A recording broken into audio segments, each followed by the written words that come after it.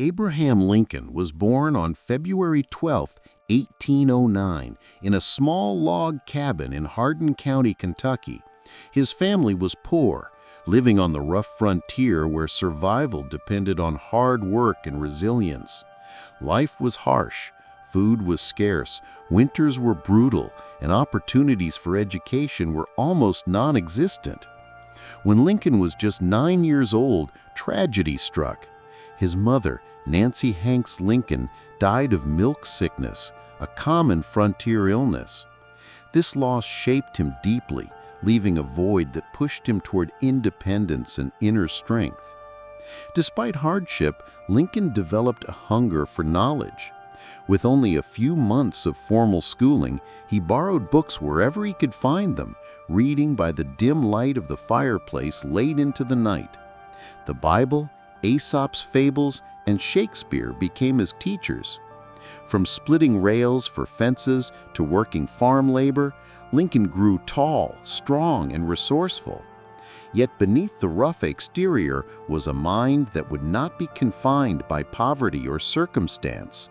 His humble beginnings laid the foundation for a leader who would one day rise from log cabin to White House. With little access to formal schooling, Abraham Lincoln became almost entirely self-taught. His stepmother, Sarah Bush Lincoln, encouraged his love of learning, often calling him lazy for preferring books over farm work. Yet she nurtured his curiosity. Lincoln would walk miles to borrow a single book, sometimes copying entire passages by hand to study them later. Among his favorites were the Bible, Aesop's Fables, Robinson Crusoe, Pilgrim's Progress, and the works of Shakespeare. These stories shaped not only his intellect, but also his moral sense and gift for language. At night, after long days of manual labor, he read by the glow of a fire or a candle, writing notes on wooden boards or scraps of paper when no notebooks were available. His persistence made up for what he lacked in resources, transforming him into a man of extraordinary clarity and depth. Through relentless effort, Lincoln turned himself from a poor frontier boy into a thinker, a storyteller, and eventually a statesman whose words would echo through history. His journey proved that true education comes not from wealth or privilege, but from discipline, imagination, and determination. As a young man, Abraham Lincoln worked wherever he could to support himself and his family. His strength and height made him a natural laborer. He became known as a rail splitter, cutting logs into fence rails, a job so iconic that it later became a symbol of his humble roots during political campaigns. But Lincoln's ambitions stretched far beyond physical labor. He tried his hand as a store clerk in New Salem, Illinois. Though the store eventually failed, it gave him opportunities to interact with townspeople, debate politics, and earn a reputation for honesty, earning him the lifelong nickname, Honest Abe. He also worked as a postmaster, a surveyor, and even tried business ventures that ended in debt. Yet every failure taught him resilience and sharpened his character. These experiences grounded him in the struggles of ordinary people, instilling in him a deep empathy that would later shape his politics. Through hard work, setbacks, and persistence, Lincoln began to realize that his true path lay not in manual labor or commerce, but in the world of law, ideas, and leadership. His early jobs became stepping stones toward his destiny. Abraham Lincoln's first steps into politics were modest but determined. In 1832, at just 23 years old, he ran for the Illinois state legislature. With little money, education, or powerful connections, he relied on his reputation as a hardworking, honest man of the people. He lost that first election, but the experience only fueled his ambition. 2 years later, Lincoln tried again, this time successfully. In 1834, he was elected to the Illinois House of Representatives as a member of the Whig Party. Serving 4 terms, he quickly earned respect for his intelligence, plain-spoken style, and ability to bridge divides. Though young, Lincoln was already focused on the big questions of his time: the role of government, economic growth, and the future of slavery. In Springfield, Illinois' new state capital, he built friendships, sharpened his skills in debate, and developed a reputation as a principled yet practical politician. It was here that Lincoln's ambitions took clearer shape. He wasn't simply chasing personal power. He believed politics could be a way to lift people up and shape the destiny of the nation. His rise in Illinois marked the foundation for the larger role he would one day play on the national stage. After his time in the Illinois legislature, Abraham Lincoln turned more seriously toward the law. With little formal education, he studied tirelessly on his own, borrowing law books and mastering the subject through persistence. By 1836, he was admitted to the bar and began practicing in Springfield. Lincoln became known for traveling the 8th Judicial Circuit, riding from town to town with other lawyers and judges to handle cases across central Illinois. His work covered everything from small disputes to major trials, and he quickly earned a reputation for fairness, clarity, and integrity. What set Lincoln apart was not flashy rhetoric, but honesty and plain sense. Jurors trusted him. Opponents respected him. He became known as Honest Abe, not just for telling the truth, but for treating everyone, rich or poor, with respect and dignity. Beyond building his career, Lincoln's law practice sharpened his skills in logic, persuasion, and public speaking, tools that would later serve him in politics. The courtroom taught him how to read people, craft arguments, and connect with ordinary citizens. By the 1850s, Lincoln was one of the most respected lawyers in Illinois. But law was never his final destination.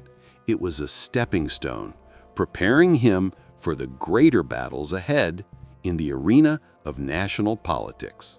In 1842, Abraham Lincoln married Mary Todd, a well-educated woman from a prominent Kentucky family. Their courtship had been stormy, full of breakups, reconciliations, and doubts, but their union would become one of the most important relationships in Lincoln's life. Mary was intelligent, ambitious, and politically minded, often encouraging Lincoln to pursue higher goals.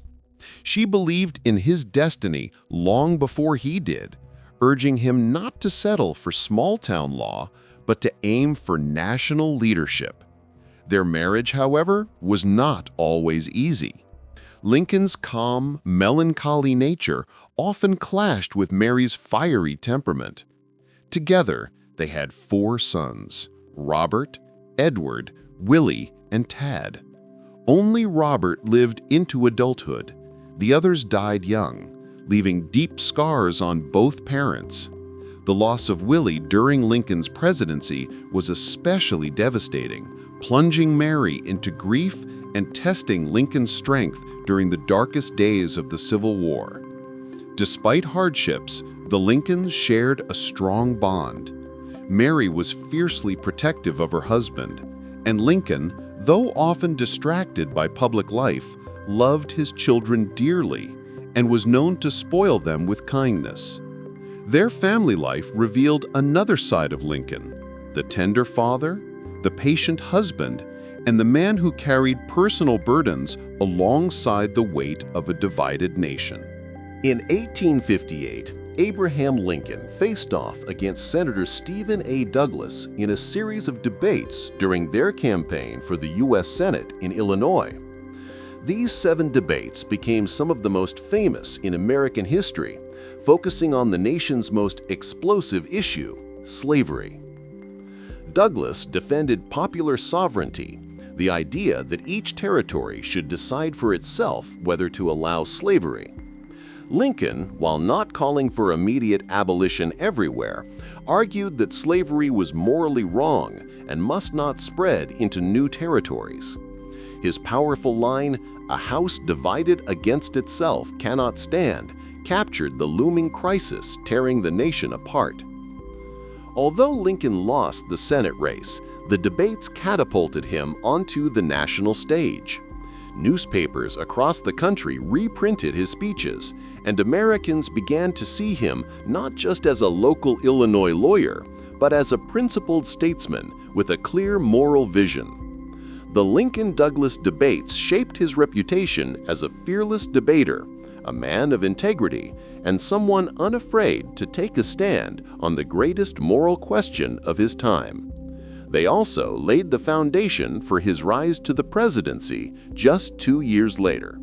In 1860, Abraham Lincoln ran for president as the candidate of the newly formed Republican Party, which opposed the spread of slavery into new territories. The nation was already bitterly divided, and the election would decide more than just leadership. It would determine the very future of the Union. The Democratic Party had split into northern and southern factions, weakening Lincoln's opponents. With strong support from the North and West, Lincoln won the presidency, despite not receiving a single electoral vote from the South. His election was seen by many Southerners as a direct threat to their way of life and the institution of slavery. For Lincoln, it was a moment of triumph, the rise of a man who had started life in poverty to the highest office in the land. But for the nation, it was the spark that ignited secession. Within weeks of his victory, Southern states began leaving the Union, setting the stage for the most devastating conflict in American history, the Civil War. Lincoln's election symbolized hope for freedom and equality to many, but to others, it marked the breaking point. The United States stood on the edge of disunion. After Abraham Lincoln's election in 1860, the fears of the South exploded into action. Convinced that his presidency would spell the end of slavery and their way of life, South Carolina became the first state to secede from the Union in December of that year. One by one, other southern states followed: Mississippi, Florida, Alabama, Georgia, Louisiana, and Texas, forming the Confederate States of America with Jefferson Davis as their president. By the time Lincoln prepared to take office in March 1861, the Union was already fractured. Lincoln faced the gravest crisis any new president could imagine. He had not yet been inaugurated, and yet the country was falling apart before his eyes. For him, the Union was sacred, something that could not be dissolved by the will of individual states. But for the secessionists, breaking away was an act of survival. The Secession Crisis set the stage for inevitable conflict. Lincoln would soon have to choose between compromise or confrontation, and history would remember his resolve to preserve the Union at any cost. On April 12, 1861, the first shots of the Civil War rang out at Fort Sumter, a Union stronghold in Charleston Harbor, South Carolina. Confederate forces, determined to seize the fort, opened fire after Lincoln's decision to resupply it with food and provisions. For 34 hours, cannons thundered until the Union garrison finally surrendered. The attack electrified the nation. What had been a tense political standoff turned into open war. Lincoln acted swiftly. He called for 75,000 volunteers to put down the rebellion, rallying citizens to defend the Union. His decision was bold, but it also deepened the divide. More southern states, including Virginia, Tennessee, North Carolina, and Arkansas, now joined the Confederacy. Lincoln faced enormous pressure. Many doubted the Union's ability to fight such a vast war, but he remained steady, framing the conflict not merely as a battle against secession, but as a fight to preserve the very idea of the United States, the government of the people, by the people, for the people. The Civil War had begun, and Lincoln, untested and unyielding, would now carry the heaviest burden of leadership. By 1862, the Civil War had dragged into a bloody stalemate. Lincoln had entered the conflict determined above all to preserve the Union. Yet as the war raged on, he came to see that slavery lay at the heart of the conflict, and that ending it could both weaken the Confederacy and give the Union's fight a higher purpose. On September 22, 1862, after the Union's hard-fought victory at Antietam, Lincoln issued the preliminary Emancipation Proclamation. It declared that if the seceded states did not return to the Union by January 1, 1863, all enslaved people in those rebellious states would be then, thenceforward, and forever free. When the day came, Lincoln signed the final proclamation with a steady hand. Though it did not immediately free all enslaved people, since it applied only to areas under Confederate control, it changed the character of the war. The Union was no longer fighting merely to restore the nation, but to end the institution of slavery itself. It also had far-reaching consequences. The proclamation discouraged foreign powers like Britain and France, who had outlawed slavery, from siding with the Confederacy. And it opened the door for black men to join the Union Army, adding strength and moral clarity to the cause. Lincoln later reflected, "If my name ever goes into history, it will be for this act, and my whole soul is in it." The Emancipation Proclamation was not only a military strategy, it was a turning point in the fight for freedom. In November 1863, months after the brutal Battle of Gettysburg, the Union prepared to dedicate a cemetery to the thousands who had fallen there. The main speaker of the day was scheduled to give a lengthy 2-hour oration. Lincoln, by contrast, was invited only to deliver a few appropriate remarks.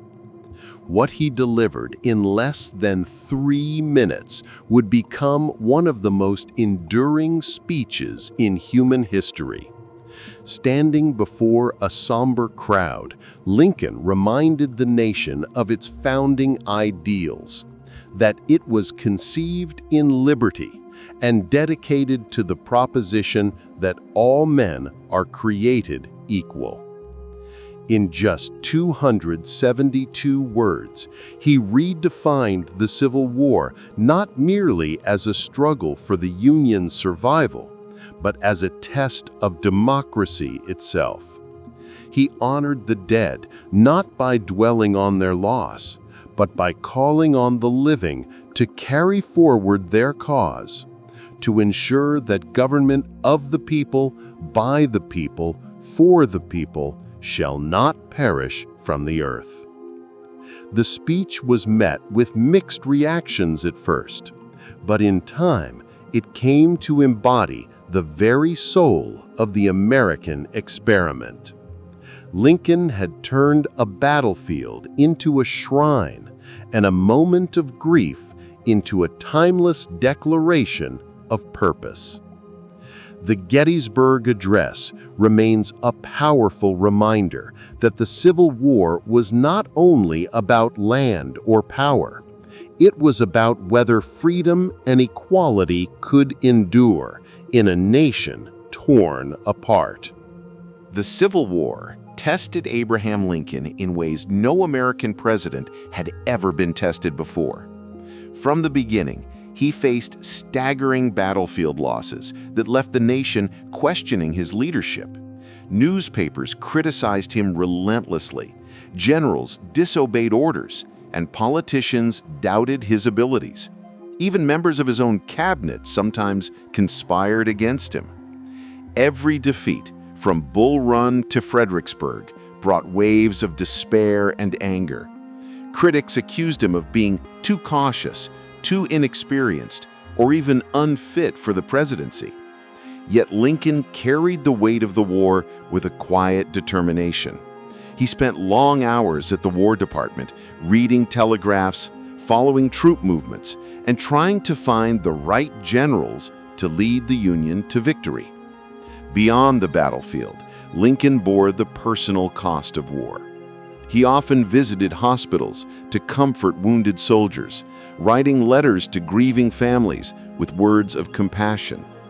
His face grew lined, his body weary, yet his resolve remained unshaken.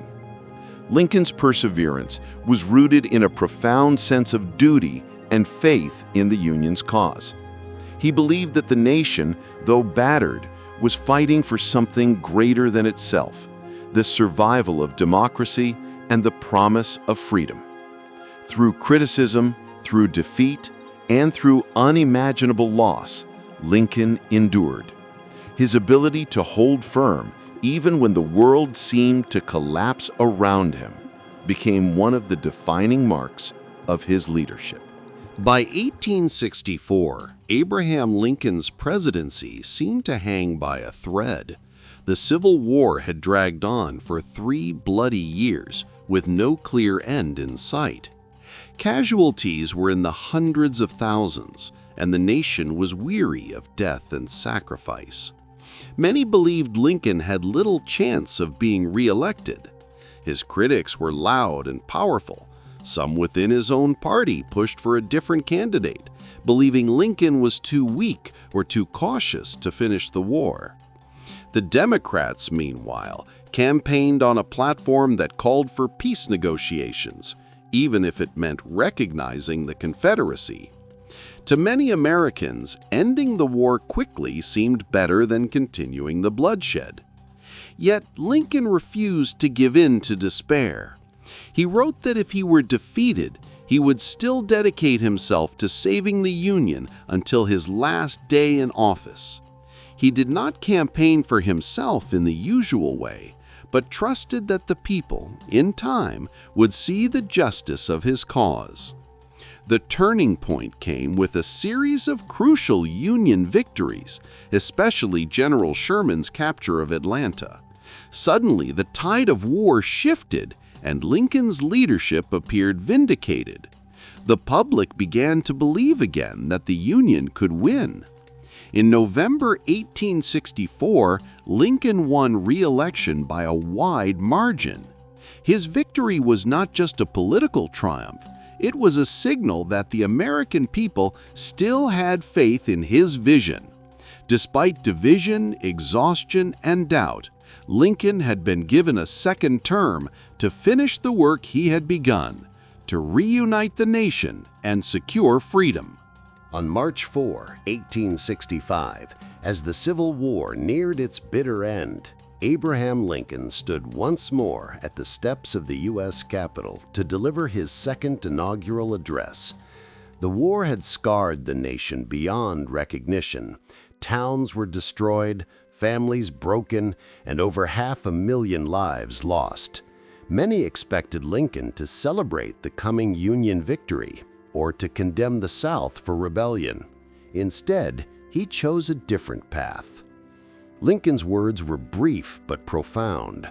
Rather than assigning blame, he spoke of shared responsibility, noting that both North and South had prayed to the same God and had suffered under the same war. He suggested that the conflict might be divine punishment for the sin of slavery, a burden carried by the entire nation, not just one side. His most powerful lines were a plea for reconciliation. With malice toward none, with charity for all, with firmness in the right as God gives us to see the right, let us strive on to finish the work we are in, to bind up the nation's wounds. Lincoln's second inaugural was not a speech of triumph, but of humility, forgiveness, and healing. He urged Americans to look beyond revenge and to begin the difficult process of rebuilding a fractured country. In just a few words, he captured the essence of his vision, not merely to win the war, but to unite a nation broken by it. Behind the image of a strong leader, Abraham Lincoln carried deep personal burdens.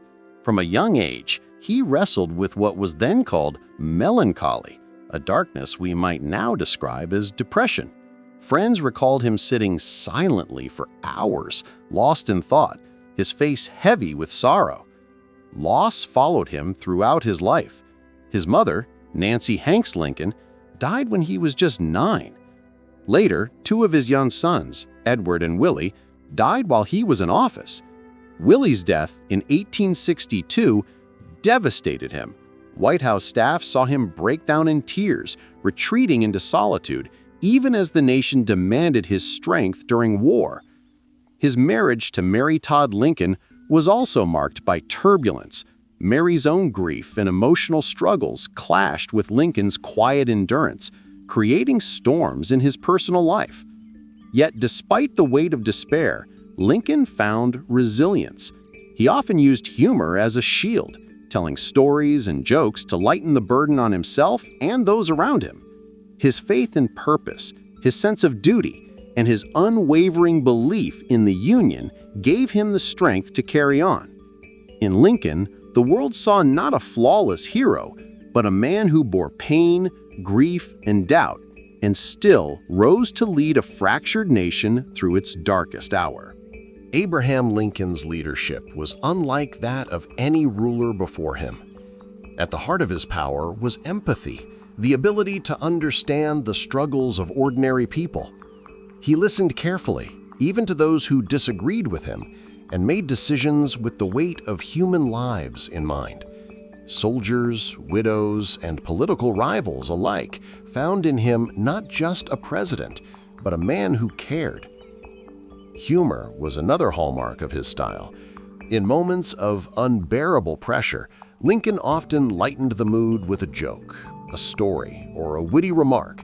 His folksy tales, drawn from his rural upbringing, often carried deeper lessons. Behind the laughter was a strategy. Humor disarmed opponents, built trust, and made his leadership approachable. His wisdom showed in patience and timing. Lincoln was deliberate, waiting for the right moment to act, as with the Emancipation Proclamation. He valued compromise when possible, but he held firm when principles demanded it. He surrounded himself with strong, even opposing voices, what came to be called his team of rivals, and turned disagreement into strength. In every choice, Lincoln led with humanity first. His blend of empathy, humor, and wisdom transformed not only his presidency, but also the very idea of leadership. He proved that greatness comes not from force alone, but from the ability to connect with people in their darkest times and lead them toward hope. In April 1865, the long and bloody Civil War neared its end. The Confederacy, weakened by years of fighting, famine, and loss, could no longer resist the Union's might. General Robert E. Lee, commander of the Confederate Army, found his forces surrounded and exhausted after a series of defeats in Virginia. On April 9, 1865, at Appomattox Courthouse, Lee met with Union General Ulysses S. Grant. The two men, once enemies on the battlefield, sat face to face in a quiet home. Grant, muddy and weary from the march, offered generous terms. Confederate soldiers could return home with their horses and belongings, provided they laid down their arms. Lee accepted, knowing it was the only way to spare further bloodshed. The surrender marked the symbolic end of the Confederacy. Though some fighting continued for weeks, the war was effectively over. When word reached Washington, celebrations erupted. Bells rang, cannons fired, and people filled the streets in joy. After 4 years of unimaginable suffering, the Union was preserved. For Lincoln, however, it was not a moment of triumph alone. He saw the victory not as a chance for revenge, but as an opportunity for healing. His vision was to bind up the nation's wounds and reunite North and South as one people. The war was over, but Lincoln knew the greater challenge still lay ahead: the peace. Just days after the Union's victory, Abraham Lincoln sought a brief moment of rest. On the night of April 14, 1865, he and Mary Todd Lincoln attended a play, Our American Cousin, at Ford's Theater in Washington, D.C. The atmosphere was joyful, the war was ending, and hope for peace was finally within reach. But in the shadows lurked John Wilkes Booth, a well-known actor and Confederate sympathizer. Fueled by rage and the belief that killing Lincoln would revive the Southern cause, Booth slipped into the president's box as the audience laughed at the play. At 10:15 p.m., he fired a single shot into the back of Lincoln's head. Panic erupted in the theater. Booth leapt onto the stage shouting, "Sic semper tyrannis," which means "thus always to tyrants," before fleeing into the night. Lincoln, unconscious, was carried across the street to a boarding house. Doctors worked through the night, but the wound was fatal. At 7:22 a.m. the next morning, April 15, Abraham Lincoln died. The news spread like wildfire. Bells tolled, crowds wept openly, and the nation plunged into mourning. For millions, it felt not just like the death of a man, but the shattering of hope. Lincoln had guided America through its darkest trial, only to fall at the very moment light returned. His assassination became one of history's greatest tragedies, a cruel reminder that even in victory, peace can be fragile. Abraham Lincoln's legacy was sealed not only by his leadership, but by his tragic death. In life, he had been a polarizing figure, loved by many, despised by others. But in death, he became a martyr, remembered as the man who gave his life for the survival of the Union and the freedom of millions enslaved people. His assassination transformed him into a symbol larger than the man himself. Lincoln came to embody sacrifice, unity, and the struggle for justice. Newspapers mourned him as the savior of the Union. Ordinary Americans, both North and South, stood in awe of the life he had lived and the vision he left behind.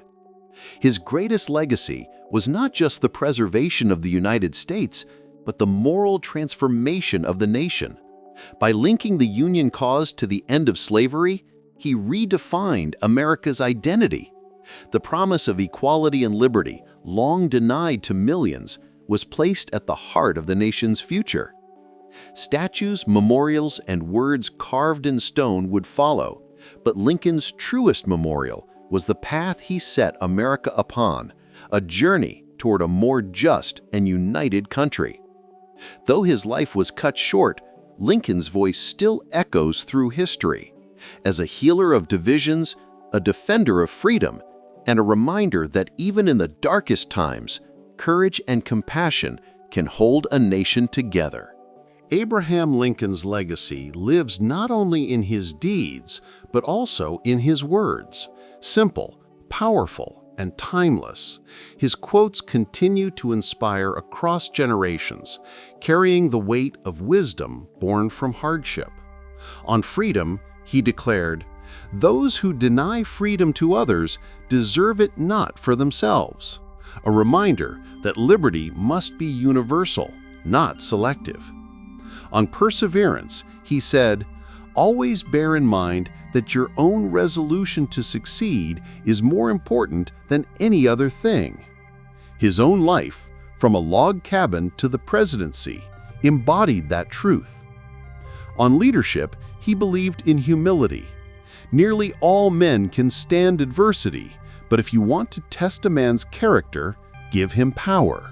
His presidency proved that power, guided by principle, can serve the people rather than dominate them. On unity, he pleaded, "A house divided against itself cannot stand," words that foresaw the Civil War, yet still echo in times of division today. On humanity, he offered compassion. "I have always found that mercy bears richer fruits than strict justice." His ability to blend justice with kindness shaped his vision for reconciliation. And in his final call for healing, he left us with malice toward none, with charity for all. The words of a man who, even in war, sought peace.